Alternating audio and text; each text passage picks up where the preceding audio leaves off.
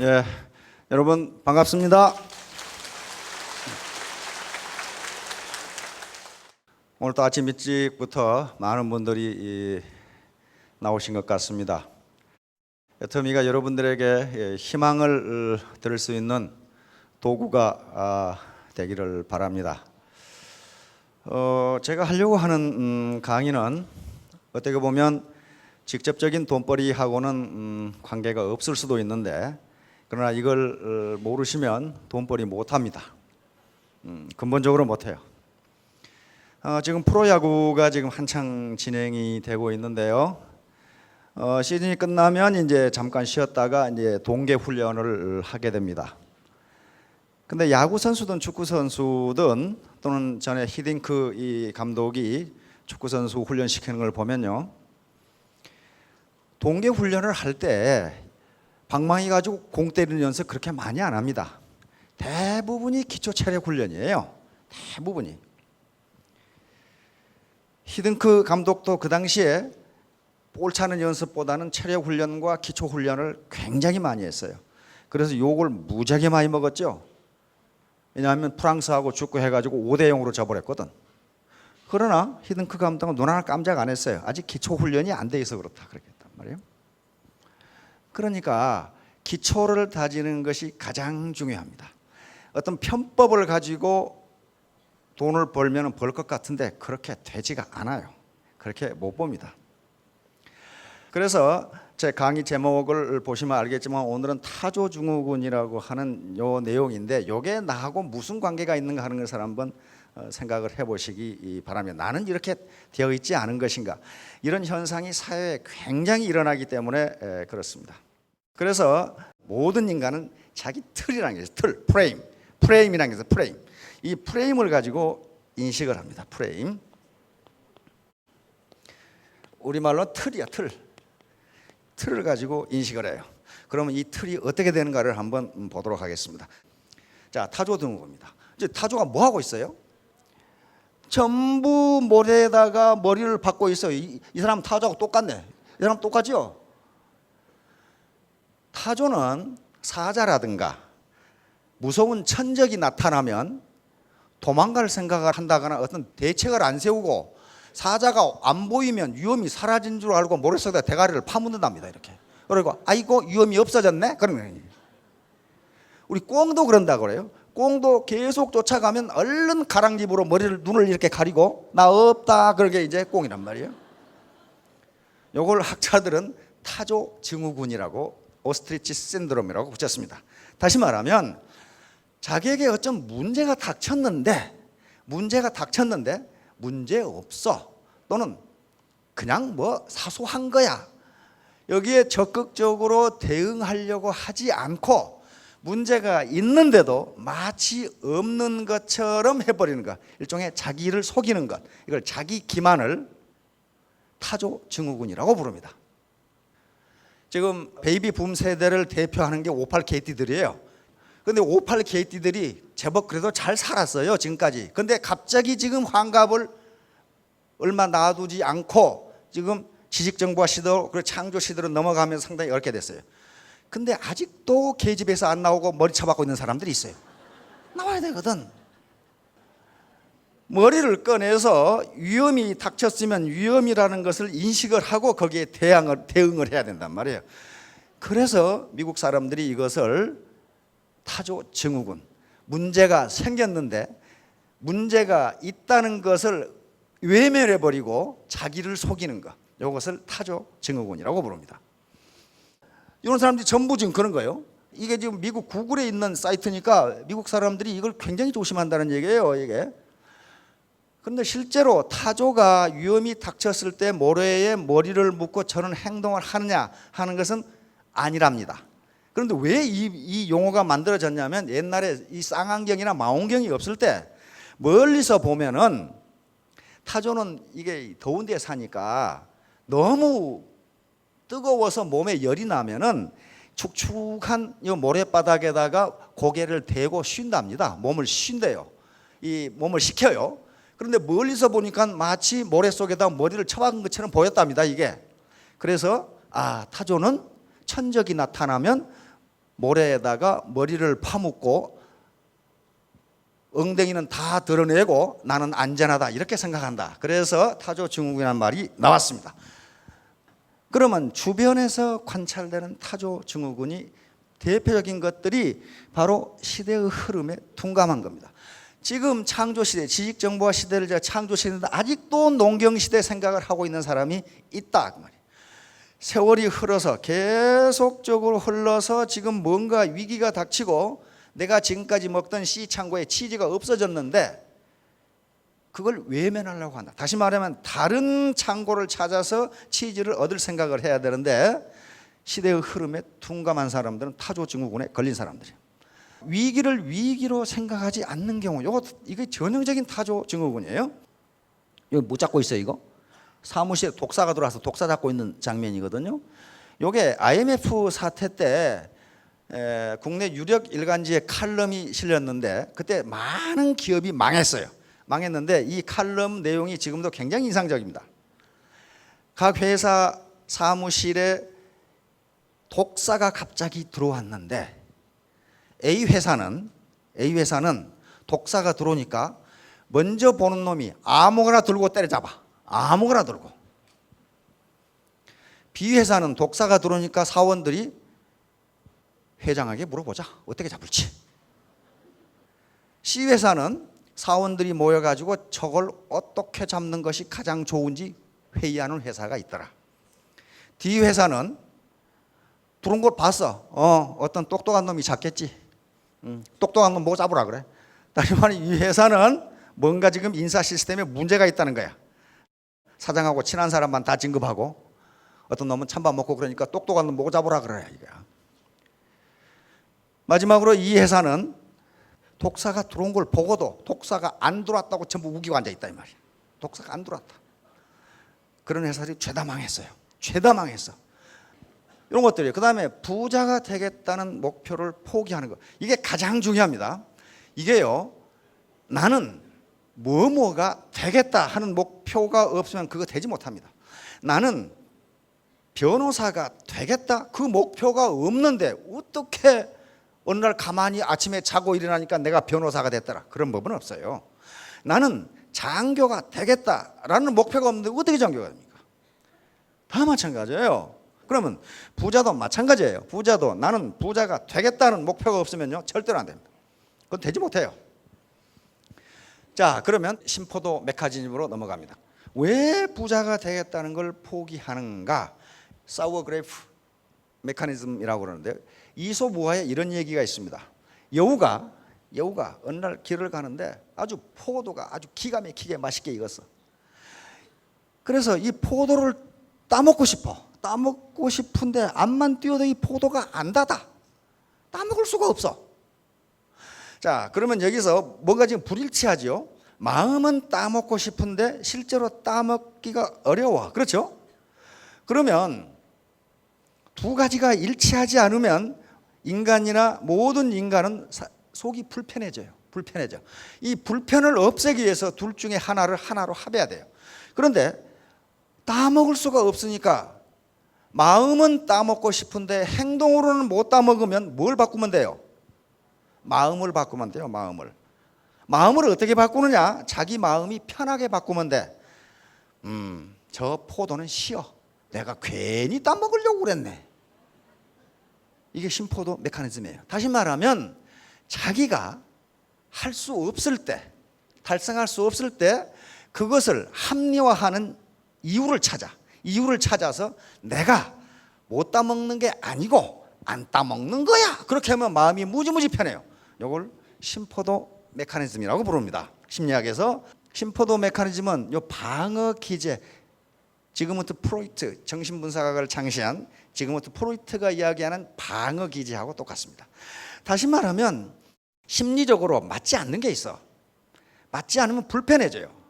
그리고 그것을 자기가 상처를 입어. 내가 이런 사람밖에 안 되나?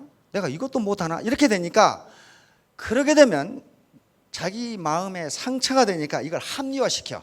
내가 이걸 안 하는 것은 내가 하기 싫어서지 못해서 안 하는 건 아니야. 이런 식으로. 그 다음에 나오는 이 페스팅어 교수인데 요 양반이 이제 만들어낸 게 인지 부조화라고 하는 건데 요거가 전부 연결됩니다. 다시 말하면 어떤 애가 공부를 무지무지 잘해 학교에서. 근데 자기는 암만 공부를 해도 안 돼. 자기도 공부를 잘하고 싶은데 저 녀석은 공부를 잘해. 나는 못해. 그러면 불편해. 나도 잘하고 싶은데 안 돼. 그러면 이걸 합리화시킵니다. 공부를 잘한다고 꼭 잘 사는가? 이렇게. 이게 방어 기제예요. 옆에 있는 친구가 무지무지 이뻐. 나는 근데 자유민주주의에 거의 가까워. 그러면 나도 이뻐지고 싶은데 공사비가 많이 들어. 그러면 그것을 하고는 싶은데 안 돼. 그러면 뭘 바꾸는 게 좋으냐? 뭘 바꿔요? 행동을 바꿔요? 마음을 바꿔요? 마음을 바꾸는 게 쉽습니다. 왜냐하면 행동은 이미 노출이 되어 있기 때문에 바꾸기가 힘들어요. 마음을 바꿔. 어떻게 바꾸느냐? 이쁘다고 꼭 시집 잘 가나? 이렇게 바꿔요. 이렇게 바꿔. 또 공부 잘한다고 꼭 잘 사나? 이렇게 바꿔버려. 이것을 방어 기제 또는 인지 부조화 이론이라고 이렇게 이야기합니다. 이게 왜 경영학에서도 나오고 심리학이 자꾸 나오냐 하면은 인간은 이런 성향이 있는데 이런 성향에 매몰되면 자기 발전이 없다예요. 다시 말하면 의사결정의 오류를 범한다. 의사결정 이론에서 나오는 겁니다. 자, 다음에 이 페스팅어 교수 인지부조화 현상인데 이것은 인지부조화 이론이라고 하는, 지금까지는 이 페스팅어 교수가 이 이론을 만들기 전에는 인간은 어떻게 생각했냐면은 애티튜드는 자기 마음가짐입니다. 태도. 내가 무엇을 해야지 이렇게 하면은 그것이 비헤이비어 행동으로 나타난다고 생각을 했어요. 생각을 했는데 페스팅어 교수가 연구를 하고 실험을 해보니까 그게 아니고 여기서 이렇게 가기도 하지만은 여기서 이렇게 가기도 한다는 거예요. 행동이 마음을 움직여. 뭘 가지고 이 양반이 이걸 입증을 했냐면요, 그 당시 페스팅어 교수가 살았던 그 시대에, 지금도 그렇지만 미국에 종말론을 주장하는 사이비 종교단체가 있었어요. 지구의 종말이 몇 월 며칠 몇 시에 일어난다.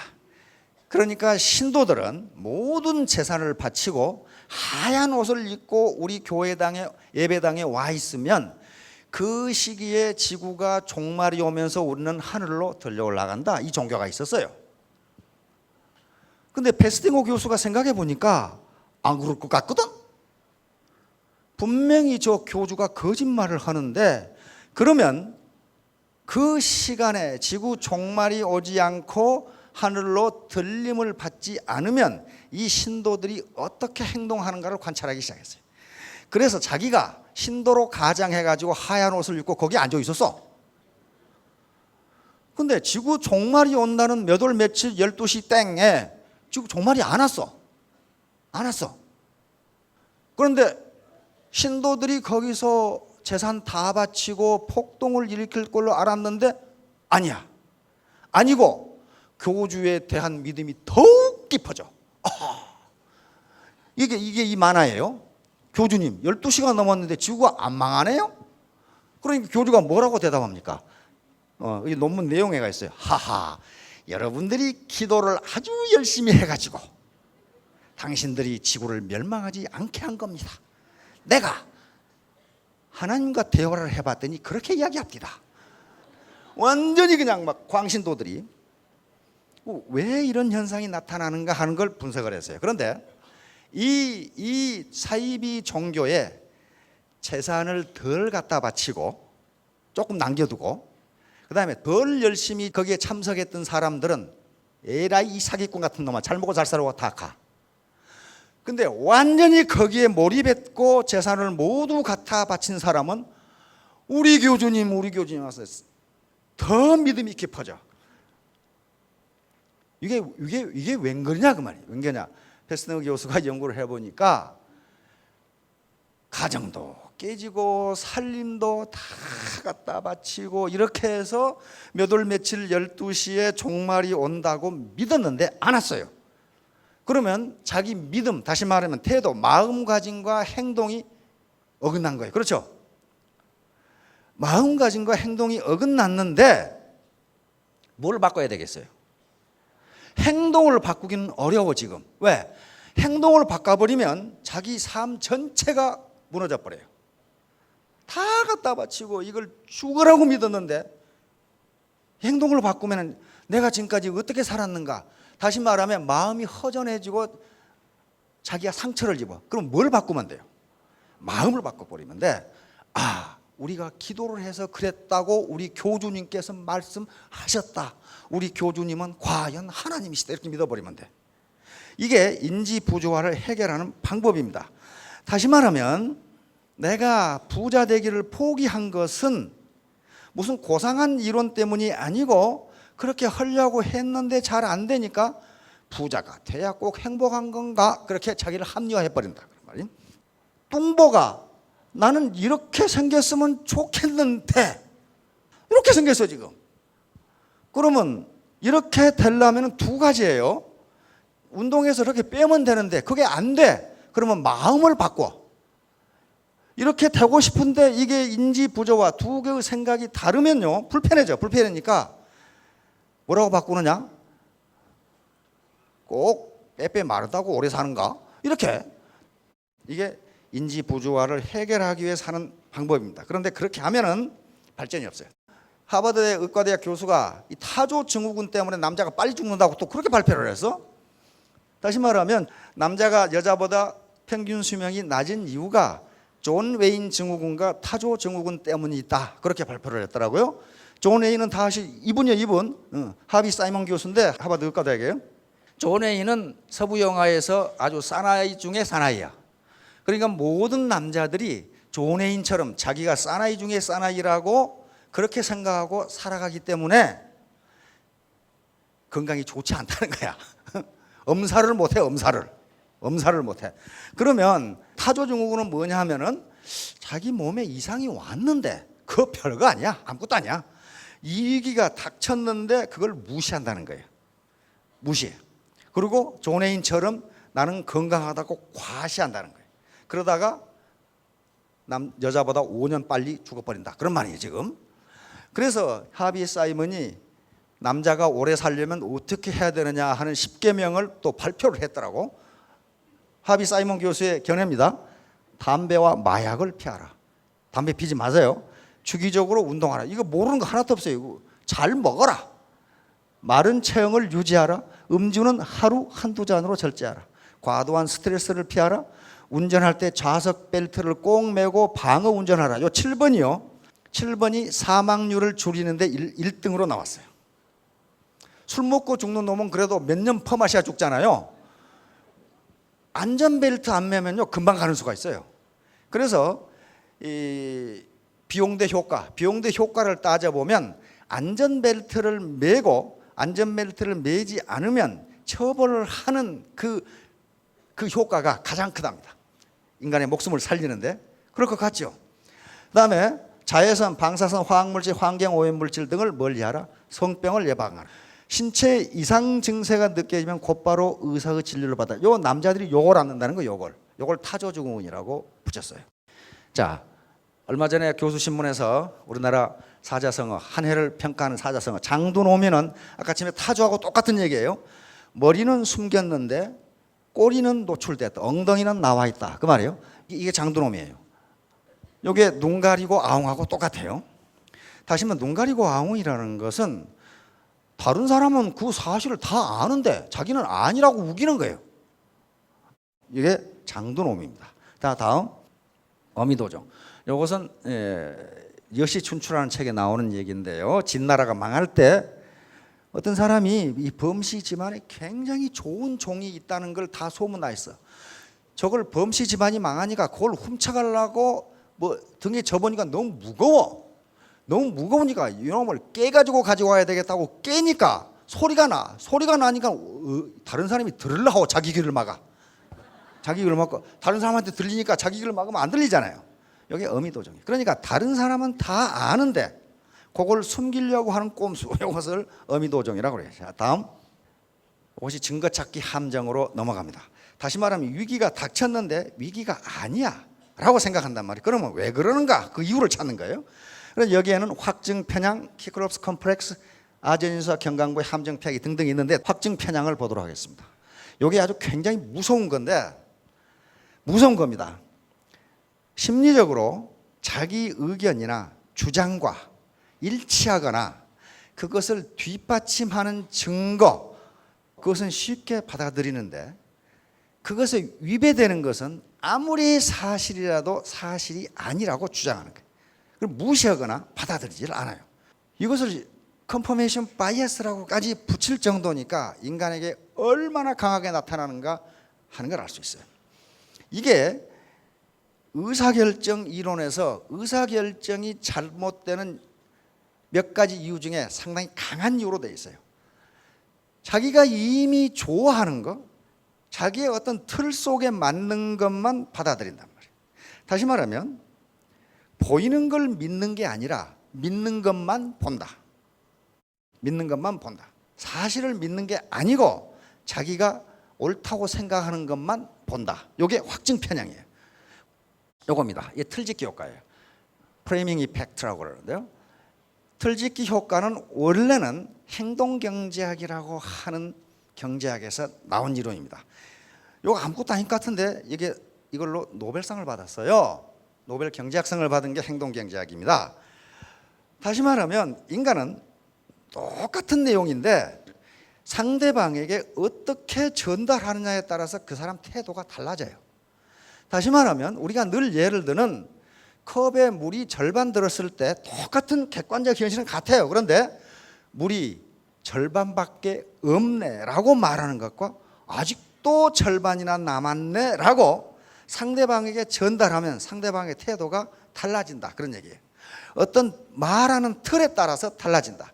그래서 자꾸 저희가 긍정적인 얘기를 하라고 하는 게 앞에 자기를 이해하는 틀이 다음 행동과 관련이 있다는 거예요. 예를 들면 이런 실험을 했습니다. 노인, 안경, 돋보기, 치아 이런 걸 쑥 글자를 나열해 놓고 학생들입니다. 대학생들은 무슨 실험을 한지를 몰라요. 그런데 이걸 가지고 문장을 만들어 보라. 그 실험을 했어요. 이걸 가지고 문장을 만들어 보라. 노인, 돋보기, 치아 뭐 이런 거. 그다음에 뭐 연금. 그리고 B라는 학생들에게는 싸이, 예를 들면 서태지, 대학생, 박지성, 김연아, 예를 들면 그런 것들이에요. 그런 단어를 가지고 너희들은 요 단어를 가지고 문장을 만들어 보라. 그렇게 해놓고 복도를 걸어서 저쪽 아래층 지하에 우리 지하에 가서 다시 한번 해보자. 다시 한번 다른 걸 해보자 하고 했어요. 그런데 그 실험의 내용은 뭐냐 하면은요, 노인과 관련되는 단어를 가지고 문장을 만든 학생들과 젊은이와 관련된 단어를 가지고 문장을 만든 학생들이 걸음 속도가 얼마나 다른가 하는 걸 검사하는 거예요. 그 학생들은 몰라. 단지 그걸 문장을 만들어 보라고 그러니까 문장 실력을 테스트하려고 그런 줄 알았어. 근데 교수가 테스트하는 것은 걸음걸이가 어떻게 되는가를 보니. 그런데 복도를 걸어가는 거 보니까 노인과 관련된 단어를 보고 문장을 만든 학생들이 느리게 걸어가. 느리게 이렇게.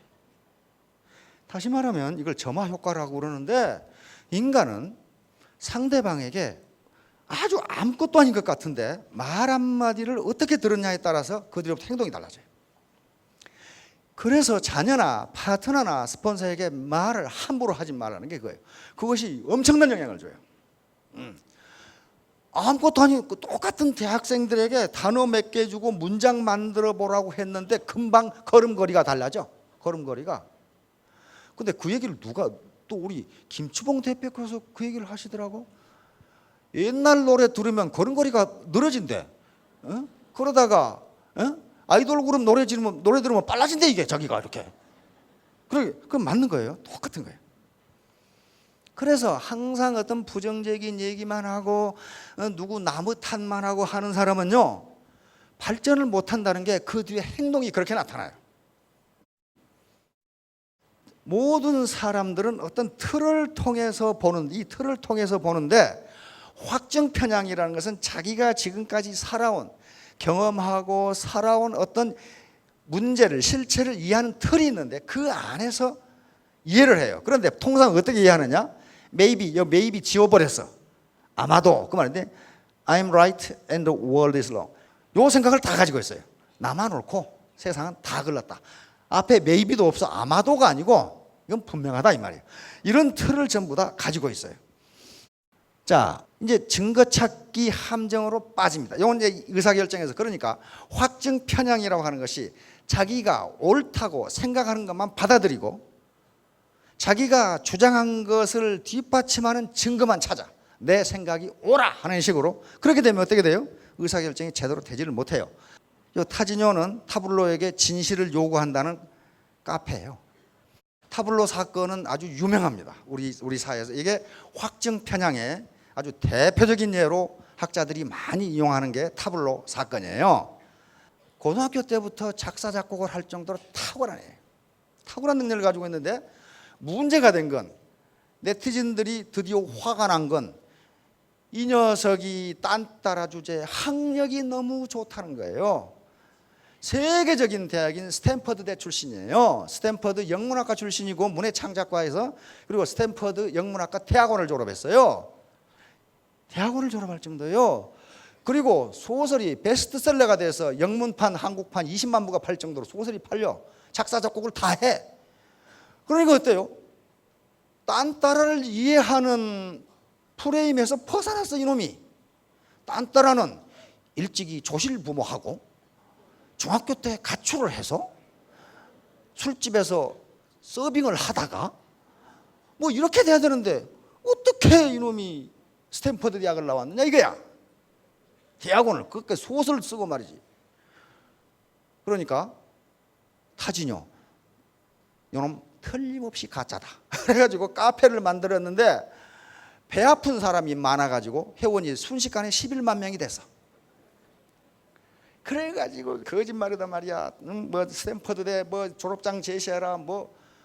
그런데 누가 알았냐면 이분이 저명한 분이에요. 토비아스 울프라고 하는 저명한 작가이고, 요게 타블로의 지도 교수야.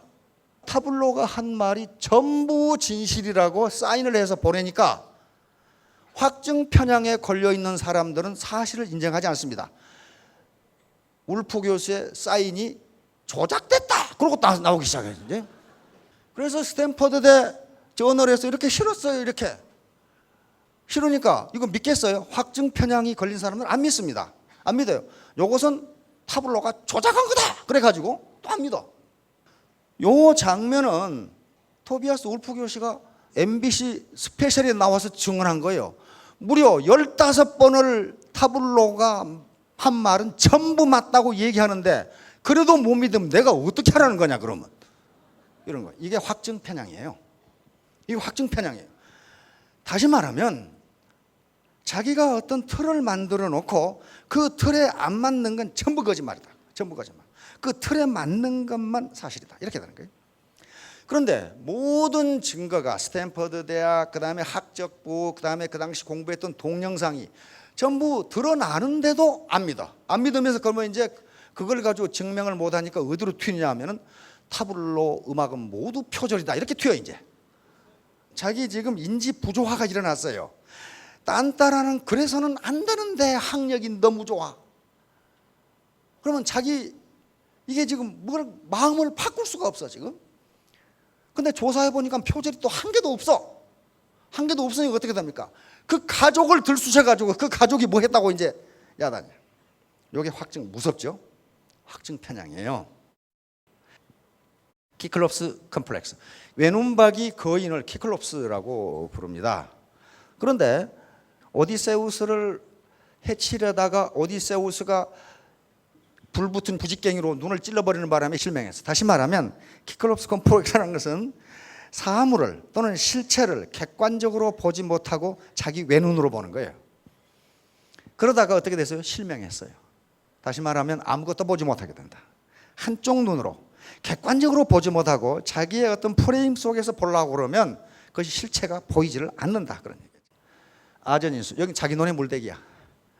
요 수로에 물이 흘러가게 놔둬야 되는데 여기 때려 맞고 자기 논에만 돼. 그러니까 이봐, 그걸 막으면 다른 사람 못 되잖아. 이것도 자기 멋대로 하는 거죠. 다음 경강부회, 이것은 가당치도 않은 것을 끌어다가 억지로 주장하는 것, 경강부회라고 그러고, 다음 수석심유, 이렇게 우기는 사람이 있다 그 말이야. 물로 양치질을 하고 돌을 베고 자야 되는데 자기는 그렇게 안 했다 이게. 돌로 양치질하고 물 베고 잤다고 주장하는 거예요 지금. 이게 중국 고사에 나와요. 이런 일이 있었어요. 그래가지고 계속 우겨. 나는 돌로 양치질하고 물 베고 잤다. 그러니까 친구가 어떻게 그럴 수 있느냐, 물로 양치질하고 돌 베고 자야지. 그러니까 아니다, 나는 돌로 양치질하고 물 베고 잤다. 지금 요게 확증 편향이에요. 초주어류 장자에 나오는 얘기인데, 땅 위에서 배 끌기, 그 말이에요. 땅 위에서 배 끌기. 배는 바다에서, 강에서는, 물에서는 잘 가지만은 땅에서 끌려면 암만 노력을 해도 안 돼요. 끌고 갈 수가 없어요. 그런데 지금도 그런 사람이 있다고 장자가 지금 얘기를 하는 거예요. 옛날 방법으로 자기 고집대로 뭔가 하려고 하면 안 된다는 거예요. 자, 함정을 피해야 되는데 모든 정보를 냉철하게 검토하라. 반대자들의 의견을 존중하라. 자신에게 솔직해야 된다. 자신에게 솔직하는 게 굉장히 중요해요. 그 다음에 경청, 남의 말을 잘 들어보라. 자, 톨스토이의 물방앗간 이야기. 톨스토이 인생론의 서문에 나오는 이야기입니다. 어떤 사람이, 어떤 젊은이가 아버지로부터 물방앗간을 상속을 받아서 방아를 찌면서 잘 살았어요. 그런데 어느 날 이 젊은이가 관찰을 해보니까 물방앗간 공이가 왔다 갔다 하는데 여기 무슨 벨트가 걸려가지고 이게 돌아가거든. 벨트가 왜 돌아가는가 봤더니 물이 떨어지니까 돌아가거든. 그런데 물이 어디서 오는가 봤더니 저쪽 수로에서 물이 와. 그래서 깜짝 놀랐어요. 아, 물방앗간에서 가장 중요한 건 수로이다. 이래가지고 계속 수로를 연구해. 수로를 연구하다 보니까 물방앗간이 고장나서 멈춰 섰다는 얘기가 있어요. 다시 말하면 물방앗간 전체를 보지 못하고 수로가 가장 중요하다고 아주 단편적인, 아까 키클롭스처럼 눈 하나 가지고 보니까 결국은 전체 시스템이 고장나 버렸다, 그런 얘기예요. 사회 전체를 보지 못하고 또는 시스템 전체를 보지 못하고 자기 앞에 자기 이익만 챙기다 보면 이런 현상이 빚어진다. 톨스토이가 하고 있는 얘기입니다. 지적 편식에 의한 기형적 사고, 즉 자기가 아는 것이 전부라고 생각한다. 요 구멍으로 요 세상을 보고 세상이 이게 전부라고 얘기하는 거란 말이에요. 그 다음에 어떤 문제에 접근할 때는 시스템적 사고가 필요하다. 그러니까 항상 우리가 연합해서 재심 합력하고 같이 가자, 같이 가자. 혼자는 성공보다 단 게 바로 이 시스템 때문에 그렇습니다. 이게 바로 이제 합성의 오류라고 하는, 이게 논리학 용어입니다. 요 갓길로 가죠. 혼자 갓길로 가면 빨리 갈 수 있어요. 그런데 몽땅 다 갓길로 가면 어떻게 돼요? 그렇게 되면 오히려 사고가 나면 꽉 막혀버려요. 그 다음에 어떤 사람이 혼자 배추 농사가 잘 되면 많은 돈을 벌어요. 그러나 국가 전체적으로 배추 농사가 잘 되면 어떻게 됩니까? 다 망해. 개별적으로는 좋은데 전체적으로는 안 좋아요. 극장에서 혼자 일어서면 잘 보여요. 다 같이 일어서 버리면 어떻게 돼요? 아무도 안 보여요. 이게 합성의 오류예요. 성철 스님, 김수환 총리 굉장히 존경스럽죠. 그런데 우리나라 국민 모두가 산에 가서 수도하면 어떻게 됩니까? 나라가 망해버려요. 망해버려. 아무도 예를 안 놔. 망해버리잖아요. 두 분 마찬가지예요. 그러니까 합성의 오류라는 것은 부분에 대하여 좋은 것이 전체에 대하여는 좋지 않다. 그런 게 아주 사회 경제 현상에는 그런 일이 널렸어요. 널렸기 때문에 이렇게 갈등하고 어떤 최적 의사결정과 정책을 따지는 게 그것 때문에 그렇습니다. 개인에게 좋은 것이 전체에게도 좋다면 아무 걱정할 것이 없어요. 걱정할 것이 없어요. 어떤 회사가 임금을 몽땅 올리면 그 회사는 괜찮아요. 그 회사 사원들은 복지가 늘어납니다. 그런데 모든 회사가 임금을 몽땅 올려버리면 어떻게 됩니까? 인플레가 돼가지고 임금 올리나 마나요. 그런 현상이에요. 그러니까 부분에 대하여 진실인 것이 전체에 대하여는 좋지 않은 경우가 많아요. 이것 때문에 정책이 나오고 의사결정이 나오고 그러는 겁니다. 자, 애터미는 학습 조직. 여기에 굉장히 중요한 내용이 나옵니다. 왜 이런 공부를 하느냐 하면요, 모르면 속기 때문에 그래요. 물론 우리가 공부를 하는 궁극적 목적은 진리를 탐구하는 것이고, 그리고 건전한 상식과 양심을 가진 신사숙녀를 만드는 건데요, 그러기 전에 가장 현실적인 것은 모르면 속습니다. 모르면 속아요. TV에서 뉴스에서 무슨 사기에 당했다는 걸 보면요, 사기 친 놈이 우선 나쁘지만은 사기 당한 사람도 참 한심하기 짝이 없는 사람 많아요. 그걸 어떻게 당하는지. 그러니까 모르면 어떻게 된다? 속는다. 이 아가씨 속았죠? 속았잖아요. 여기서 이렇게 오는지 몰라. 이 사나이도 속고 있죠. 여기 지금 뭐 즐기고 있는 거예요, 지금 이게. 모르면 속게 돼 있어요. 그래서 우리가 학습을 하고 공부를 하고 강의를 듣고 알아야 된다는 거예요. 모르면 속기 때문에 그렇습니다. 자, 그 다음에 세상에 속는 거예요. 시대는 농경시대, 산업화시대, 지식정보화시대, 창조시대로 가는데 아직도 옛날 농경시대와 산업화시대 생각을 하고 있으면 세상은 내 편이 아니다예요. 내 편이 아니다. 그래서 지금은 선진국에서는 평생학습 시대라고 그러면 라이프타임 러닝, 평생학습. 이제 과거의 농경시대는요, 학교에서 배운 걸 가지고 평생 써먹었어요. 평생 써먹었다. 지식의 발전 속도가 그렇게 빠르지 않았어요. 산업화 시대는 약 30년 써먹었어요. 지금은 1년도 못 써먹어. 학교에서 배운 거 1년도 못 써먹어요. 학교에서 배운 것 가지고 기업 현장에 적용했다고는 맞지를 않아요. 그만큼 지식의 폭발 속도가 커요. 어떤 매우 심심한 학자가 조사해 봤더니 하루에 인터넷에 올라오는 새로운 지식이 700페이지짜리 책 100만 권이야. 그러니 내가 학교에서 옛날 30년 전에 배운 게 다라고 생각하면 그건 이미 뒤처진 사람이에요. 그래서 애터미는 학습 조직입니다. 계속적으로 구성원들이 끊임없이 새로운 지식을 습득해서 조직의 발전과 개인의 발전을 해나가지 않으면 시대에 뒤떨어지게 돼 있어요. 이 학습 조직의 5가지 기본, 피터 생게라고 하는 사람입니다. 시스템 사고. 시스템 사고는 나 혼자만 생각하지 말고 애터미라는 시스템 전체를 생각해 보라는 거야. 그것이 자기 발전을 보장한다는 겁니다. 그다음에 개인적 숙련. 그러면 조직에만 기대고 있으면 되느냐? 그렇지 않다는 거야. 개인적으로도 발전해야 되고, 그다음에 팀 학습. 혼자 학습하는 것이 아니고 팀 전체가 이렇게 학습을 해야 되고, 정신 모델. 이건 어떤 기업의 조직의 문화를 이야기합니다. 문화. 그 조직에는 반드시 바람직한 문화가 있어야 되지, 문화가 없으면 안 된다는 거예요. 비전의 공유. 다 같이 성공할 수 있어요. 어떤 비전을 같이 가지었어야 되고 팀 학습을 해야 돼요. 이걸 애터미는 지금 해나가고 있는 겁니다. 자, 애터미 사업자들은 평생 학습인데 배우는 것 자체를 즐거움으로 알지 않으면 안 됩니다. 배우는 것 자체도 하나의 즐거움이에요. 그 다음에 초인류, 우리가 초인류 기업을 지향하는데 사업자들이 어떻게 되느냐? 초인류가 되지 않으면 안 됩니다. 사업자가 초인류가 아닌데 어떻게 기업이 초인류가 돼요? 그것은 마치 재료는 불량한데 제품은 초인류다. 그거와 똑같아요. 재료가 불량하면 제품이 초인류가 될 수가 없어요. 그러면 하버드를 나와야 되느냐? 그게 아니고 건전한 상식과 양심을 가진 사람이 초인류예요. 지금 여러 가지 문제를 일으키는 사람들 가만히 보세요. 학력 좋고 지위 좋고 아는 거 많고 그런데 그게 초인류입니까? 초건달이지 그게. 그렇잖아요. 알아도 되고 몰라도 되는 거. 세상 사는데요, 알아도 되고 몰라도 되는 것이 많습니다. 예를 들면 우리 대통령 이름 모른다고 세금 내라는 사람 한 사람도 없어요. 몰라도 돼요 그거. 그런데 알아도 되고 몰라도 되는 것은요, 알면 더 좋습니다. 왜? 알면 알수록 속지를 않아요. 속지를 않아요. 특히 여기 계신 분들은 리더가 되실 분들입니다. 리더가 될 분들은, 폴로워들은 알아도 되고 몰라도 되지만은 리더는 알아야 돼요. 알지 못하면 팔로워들이 따라오질 않아요.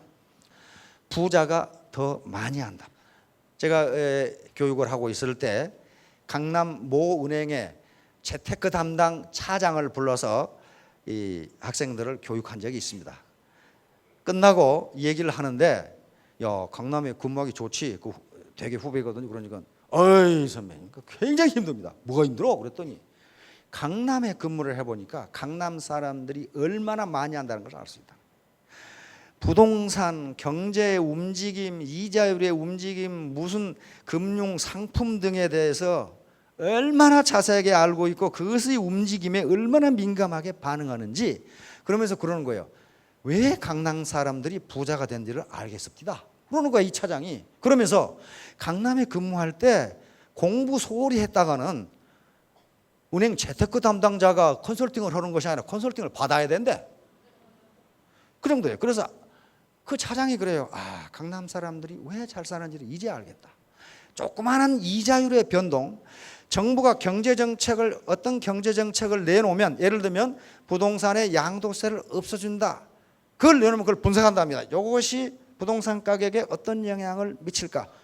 그걸 그렇게 투자한대요. 그냥 아무렇게나 하는 게 아니래요. 그러니까 주먹구구식으로 해가지고 부자가 되리라고 생각하지 말라는 거예요. 자, 결론입니다. 미생지신. 자, 미생이라는 사람은 사람 이름입니다. 사마천의 사기 소진열전에 나오고 장자의 도척편, 전국책의 연책, 해남자의 설리문, 여기에 전부 똑같은 얘기가 나와요. 이게 무슨 얘기냐면요, 미생이라는 젊은 남자가 다리 밑에서 아가씨하고 데이트를 하기로 약속을 했어요.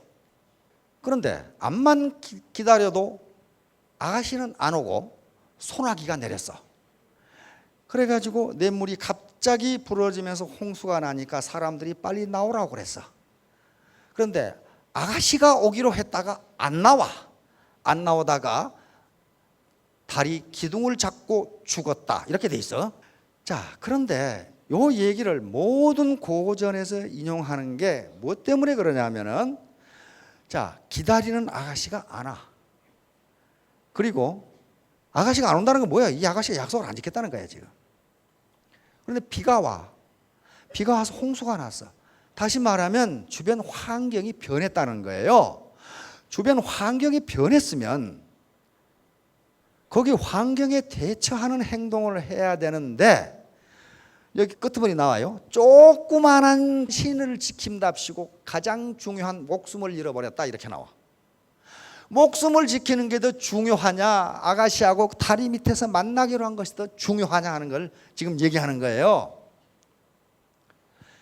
그러니까 사자가 나타나면 타조가 거기에 무슨 대응을 해야 되는데, 모래 속에 머리 박고 사자가 안 보인다고 해서 위기가 지나가는 게 아니라는 거예요. 그러니까 지금 시대가 바뀌었어요. 홍수가 났단 말이에요. 지식의 홍수, 그 다음에 이제 창조 경제 시대니까 지금 제조업은 안 된단 말이에요. 제조업이 힘들어요. 안 되는 것이 아니라 힘들어요.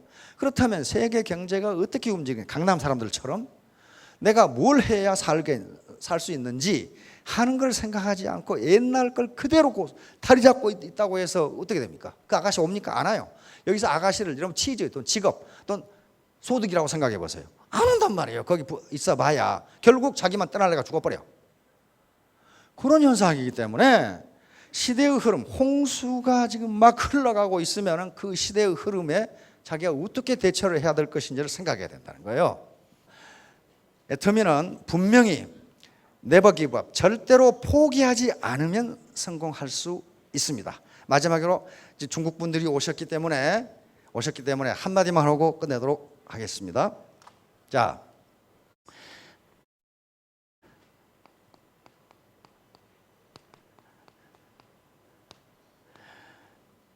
인은 한자에서 고전에서 인은 다른 사람을 이야기합니다. 인, 다른 사람을 아는 것은, 저 지자는 지혜로울 지입니다.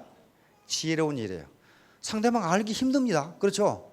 상대방이 어떤 사람이라는 것을 아는 것은 힘든 일이에요. 그런데 상대방, 남을 안다는 것은 지혜로운 일입니다. 그러나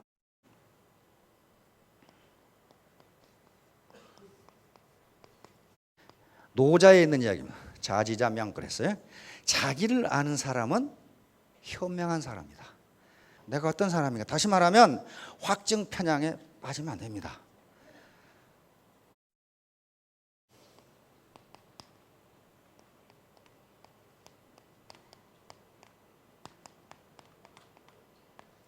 다른 사람을 이기는 사람은 힘이 있는 사람이에요. 다른 사람 이기려면 힘이 있어야 돼요. 그렇죠?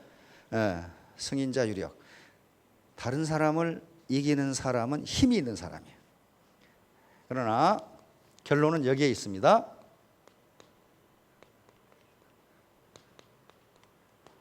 노자는 여기에 이제 결론을 맺었습니다. 자승자 강. 자기를 이기는 사람이 강한 사람이다. 자, 강한 사람이 이 시대의 흐름을 이기고 부자가 될 수 있습니다. 누가 강한 사람이냐? 자승자. 자기를 이기는 사람이 강한 사람이다. 모두 승리하셔서 큰 부자가 되시길 바랍니다. 감사합니다.